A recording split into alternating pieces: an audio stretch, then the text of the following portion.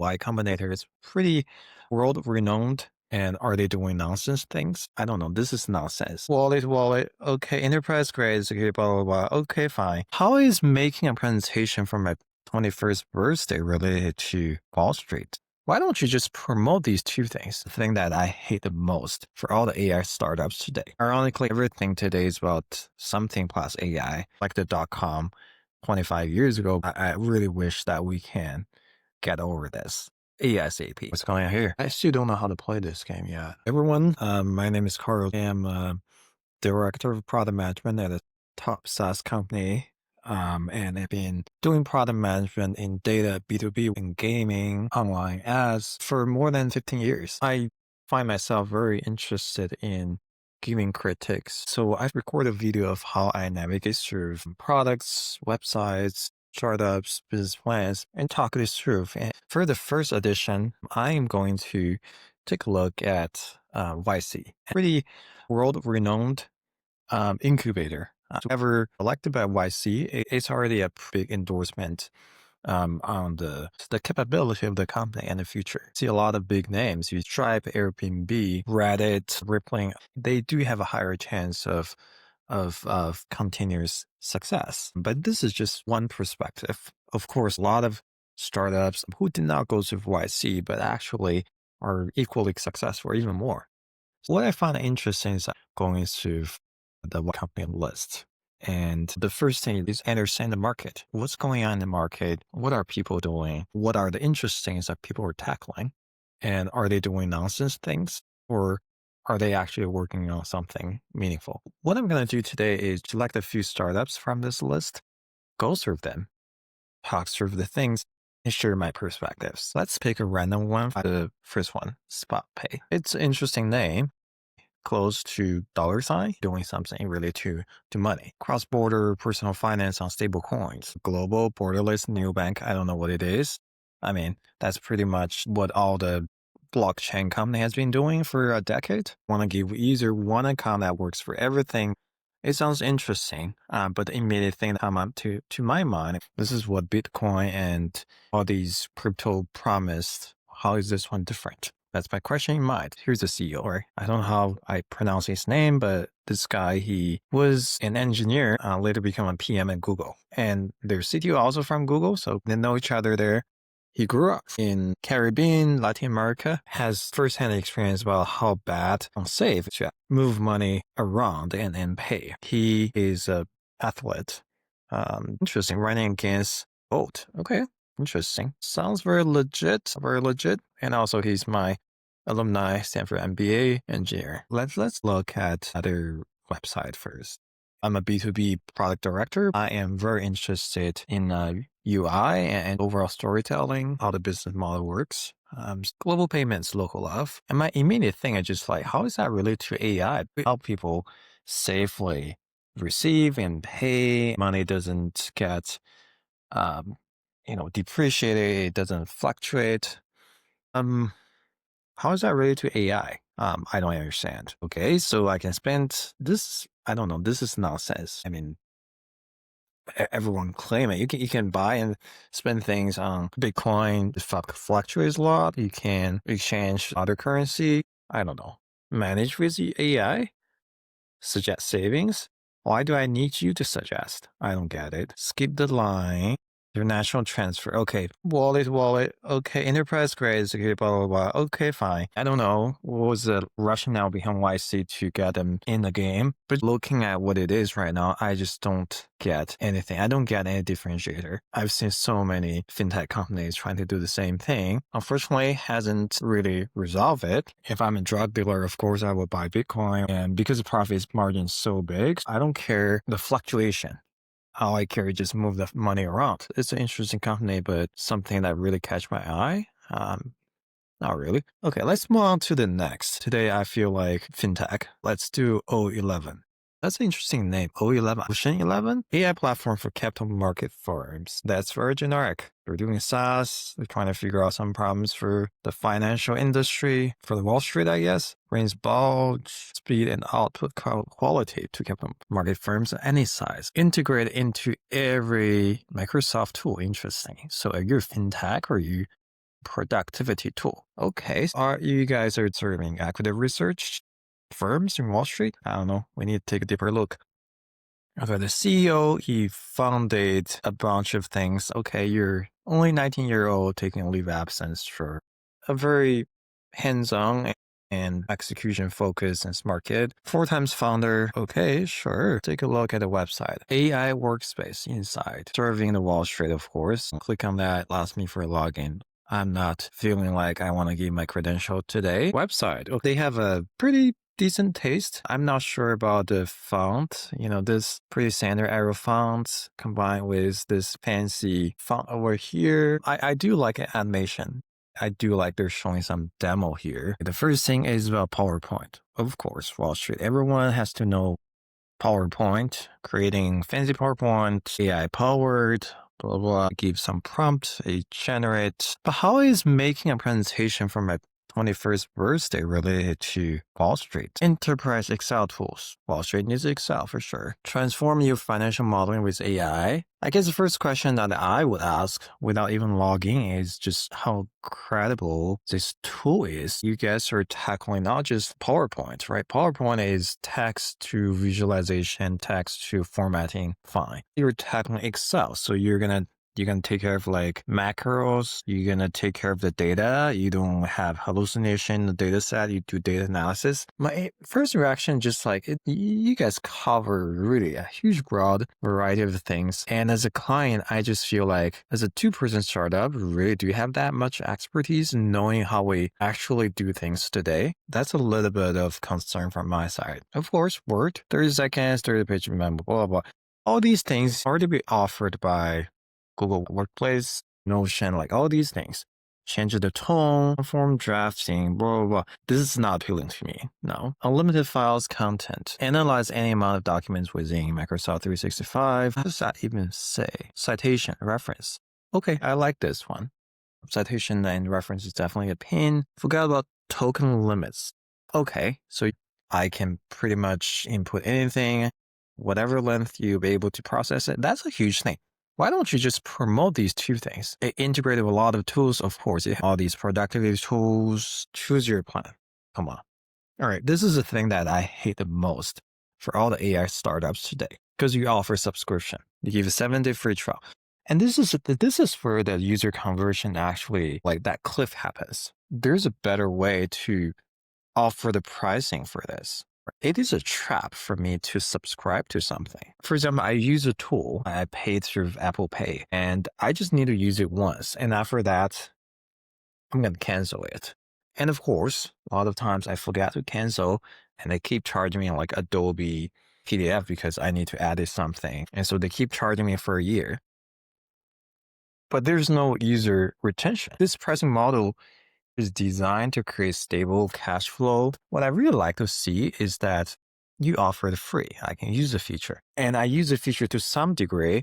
If I'm fully convinced, I'm not going to subscribe to just a month. I'm going to subscribe to a year, to a license, or something that I can use forever. For the beginner user, free trial makes sense. For the fully convinced user, I want a license that I can buy. For some user in between, I think you need to do something smarter. Right? This is a pitfall of today's pricing model on the internet. So the feedback that I will give it, I don't know how it's tied to fintech. So the message is not very strong to me. Not very strong. Let's take another one, Constellation. This is very interesting. I'm based in Seattle. I want to take a look. It is in aerospace plus AI. Ironically, everything today is about something plus AI. It's just like the .com 25 years ago, but I really wish that we can get over this ASAP. Interesting. So they have 4 founders, which makes sense. It is aerospace is a pretty big domain, quite a bit of budget if your scope is pretty big. So CEO actually worked at SpaceX before NASA, so very specialized in aerospace. No mentioning on what their background is. I'm just curious. This guy looks pretty young. Interesting. He looked at Blue Origin, software engineer, the upgrades. What a CEO, this guy. Cameron, SpaceX software engineer. Okay, a recent grad as well. So as an investor, biggest question I have is just like the aerospace is a very, very deep and established industry. It's not like regular software. It works a lot of like expertise and network. So they will have to bring an advisor to the picture and help them navigate through the depth of this industry. OS, okay, operating system. I don't know what that means. They use telemetry, environmental telemetry predict, okay, so link failure before they happen. Okay, so they use data to predict if a satellite will have some connection issue. They're doing some predictive analysis. They can reduce the cost of data loss. This is very interesting. I do like it. And the website looks very clean and futuristic. I'm a design person. I have a very, very strong emphasis on taste. Mission assurance for space. They're solving some problem. If there's a disconnect when you're doing rocket launch, what's going on here? It is important to predict. I agree. What ingest data? Number two, predict data. Okay, that's pretty obvious. Just standard data pipeline operation. You get a lot of data coming in. We call it telemetry from satellites, from all these ground stations, all the data, and you predict minutes before, 5 minutes, 50. Okay, 90% accuracy. Okay, so how you measure that? And you do act, right? That's pretty much standard data products. I'm a professional data product director, field engineer from NASA Blue Origin Space. They do have a very strong background, but my concern is like all these engineers have very few years in the game. You won't be able to identify unless you work in the industry for quite a bit of time. I think that my biggest question right now is how you train your model, how you validate your model, how you predict. Space launch, or even just any kind of like satellite operation, it requires a lot of focus. Equipment is very expensive. If there's a false positive, it's understandable. And this really ties back to the classic prediction model, right? So for example, I've been working on churn prediction. We run into the same thing, even for self-driving cars. The problem is the long tail distribution of those target events. Because they happen so rare, it will be really hard for you to get the corresponding training data to refine your model. Because 98% of your training data and your observations, everything works fine. In order to collect that 1% of data, you have to observe enough window in terms of time horizon, in terms of breadth. So if you think about self-driving car, that much incident or accident, much when you're even for Waymo or for Cruise, first of all, they don't want to see accident happen. Second thing is that in order to refine their model, make their model, they have to collect a lot of accident data. It becomes dilemma. And that's the same for this company. How do you collect your data if those target events are so rare? How would you able to optimize your model so that when that thing is happening, your model can just identify it? This is a very, very hard thing. They will have a pretty challenging data problem. If they tackle it successfully, this is kind of a very, very big game changer, but they need to validate and improve themselves. That's going to take quite a bit of time. It's not as simple just like a data play. It requires a lot of collaboration, persuasion, upfront investment just to secure that data set. Every company nowadays treat data as their asset. It's a good storytelling, but I'm pretty sure that they can refine their storytelling more. I want to see them have someone more senior on board to prove that they're going to the right direction. Let's pick the last one for today. Strategy platform, Pax Historia. What is this? They're doing a game, a sandbox game, alternate history sandbox game. Players choose a country at a moment in time, rewrite the course of history. Very interesting. What if Rome ever fell? What if Soviet Union survived? What if alien invented Earth? Creating a texture. Oh, yeah, I love it. I love this one. And a very interesting, very interesting. How did it get to YC? Virgin Tech. Just recent grad. Interesting. Yeah. Generative AI plus gaming alternative history. It's a gaming company. Okay. Welcome to Pax Historia Alpha. Get started. Okay. I like that you let me continue as a guest. I love it. Right. This is a lot of startups where they just ask for my login. And I don't want to do it because then I get a lot of spam emails and spam messages and API leaked. I don't want to do it. But if you can give me preview or even just let me use it, you create a proxy user. And the next time I go here, remember me and keep playing. That'll be a huge, huge conversion boost. World full, we shall never surrender. What does the number mean? Number of users who've done that? Is this a user generated community? Let's open it. Small project. Interesting. Okay, so yeah, who do you want to play? Well, I'm from China, so let's play as People's Republic of China. Bit, keep it normal. Start a game. See how it's okay. I start playing Swish. Okay, so he's something going on here. I still don't know how to play this game yet. But precision is nations. Oh, game summary. Okay, well, something wrong is going on. But I do like the concept of history game. It's I think I cater towards some users. I wouldn't comment on the game logic. I used to work in Niantic. I'm not an expert. This probably have to ask my colleagues. Again, in era AI, gaming is very good industry. It creates a continuous flow for users to actually dive in, and user generated content can expand the game, right, exponentially. It's very promising. The one thing that to call out is just like if you're position yourself into a gaming company, essentially producing a game, then your valuation changes accordingly. I used to work at Niantic and we sold the Pokemon Go business last year. And Niantic has been struggling, to position itself as, is it a tech company or is it a gaming company? Because the tech company valuation could be way higher than the gaming company. So keep that in mind. But I do like the concept.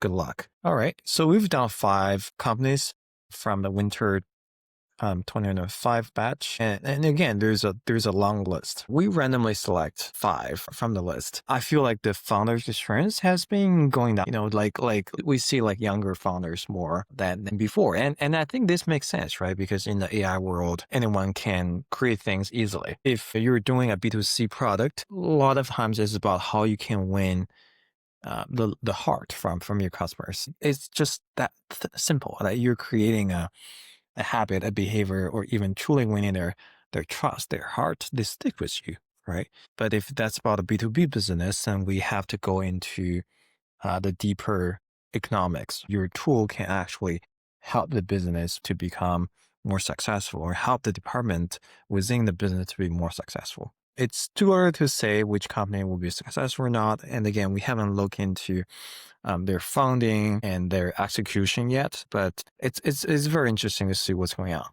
on. So thank you, everyone. I'd love to do deeper dive next time as well. So if you're interested, subscribe to my channel. We'll see you next time.